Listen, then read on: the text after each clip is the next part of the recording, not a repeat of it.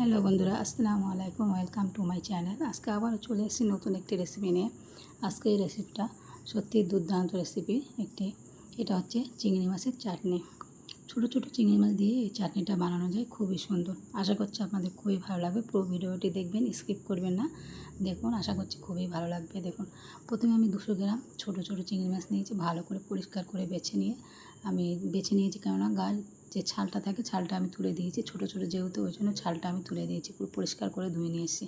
তারপর টমেটো, কারি পাতা সেগুলো সব নিয়ে নিয়েছি। পেঁয়াজ একটু বেশি করে নিতে হবে, পেঁয়াজটা বেশি করে নিলে একটু ভালো লাগবে। তারপরে কড়াইতে চলে এসেছি। কড়াইতে অল্প করে তেল দিয়ে তারপরে আমি পেঁয়াজটা ঢেলে দিচ্ছি। পেঁয়াজটা দিয়ে একটু পেঁয়াজ আর কাঁচা ঝালটা আমি দিয়ে দিয়েছি। এটা একটু ভালো করে ব্রাউন করে ভাজতে হবে, লাল লাল করে একটু ভেজে নিতে হবে। তা ওই জন্য ভাজার আগে আর একটু এটা কারি পাতাটা একটু ভেজে নিতে হবে, ওই জন্য আমি কারি পাতাটা দিয়েছি।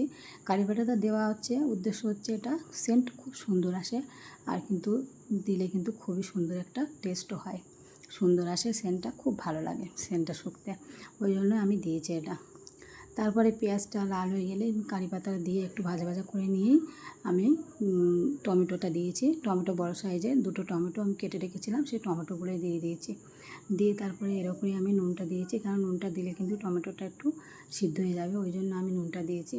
পেঁয়াজটা কিন্তু সেভাবে লাল হিসেবে ভাজতে হবে না, একটু হালকা লাল হয়ে আসলেই কিন্তু হয়ে যাবে। বেশি লাল করতে গেলে আর কোনো টেস্টটাই কিন্তু নষ্ট হয়ে যাবে, যে চাটনির টেস্টটা থাকবে ওই টেস্টটাই কিন্তু নষ্ট হয়ে যাবে, ওই জন্য বেশি লাল করার দরকার নেই।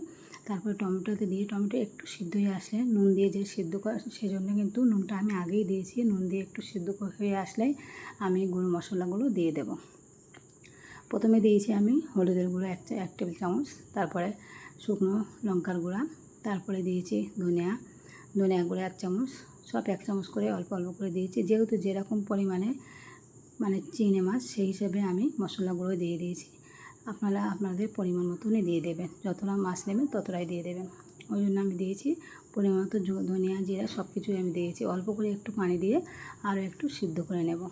সিদ্ধ করে টমেটোটা একটু পেস্ট হয়ে আসলেই কিন্তু বেশি ভালো লাগে। মশলা যত ভালো করে কষবে ততই কিন্তু চাটনিটা বেশি সুন্দর লাগবে।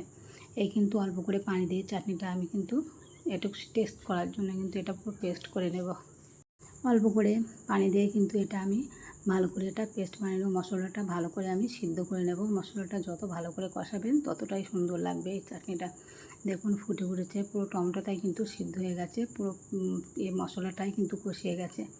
তারপরে এর মধ্যে দিয়েছি আমি আদা রসুনটা। আগে দেওয়ার মনে ছিল না, আগে দেওয়া হয়নি, ওই জন্য কিন্তু এখন দিয়েছি।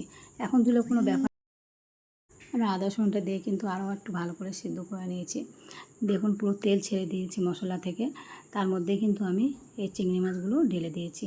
ঢেলে দিয়ে দেখুন এটা ভালো করে নাড়াচাড়া দিয়ে এটা ভালো করে এটা ভেজে নিতে হবে। নাড়াচাড়া দিয়ে ভালো করে এটা ভেজে নিতে হবে। সত্যি আপনাদের যদি এই ভিডিওটি ভালো লেগে থাকে, আশা করছি আপনাদের ভালো লাগবে। কিন্তু ভিডিওটি যদি ভালো লেগে থাকে, লাইক, কমেন্ট, শেয়ার করে দেবেন, সাবস্ক্রাইব অবশ্যই করবেন। দেখুন তারপরে কিন্তু আমি এটা পুরোপুরি একটু কষিয়ে নিয়েই কিন্তু এটা আমি অল্প করে একটু পানি দিয়ে ঝোল দিয়ে দিয়েছি। যেহেতু চিংড়ি মাছটা সিদ্ধ হবে, ওই জন্যই কিন্তু ঝোলটা দিয়েছি। দিয়ে আমি ঢাকা রেখে 10 মিনিটের জন্য ঢাকা রেখে দিয়েছিলাম। পুরো কিন্তু এটা শুকিয়ে ফেলবো। একটু আঠালো থাকবে, একটু আঠালো না থাকলে ভালো লাগে না, সেই জন্য চিংড়ি মাছের চাটনি যেহেতু, ওই জন্য পুরোটাই শুকিয়ে ফেলেছি। তারপরে একটু এলাচের গুঁড়ো দিয়েছি, দিয়ে একটু ভালো করে মাখিয়ে নিচ্ছি। আপনারা চাইলে কিন্তু এর মধ্যে কিন্তু ধনিয়া পাতা দিতে পারেন। আমার কাছে ধনিয়া পাতা ছিল না বলে আমি দিতে পারলাম না, ওই জন্য দিইনি। আপনারা চাইলে কিন্তু ধনিয়া পাতা দিলে কিন্তু আরও সুন্দর টেস্ট হবে। আপনারা চাইলে কিন্তু ধনিয়া পাতা দিতে পারে এবং কাসুরি মেথিও দিতে পারেন। চাটনিটা পুরোপুরি রেডি, দুপুরে খাওয়ার জন্য পুরোপুরি রেডি। আমার ভিডিওটি এই পর্যন্ত থাকলো। আল্লাহ হাফেজ।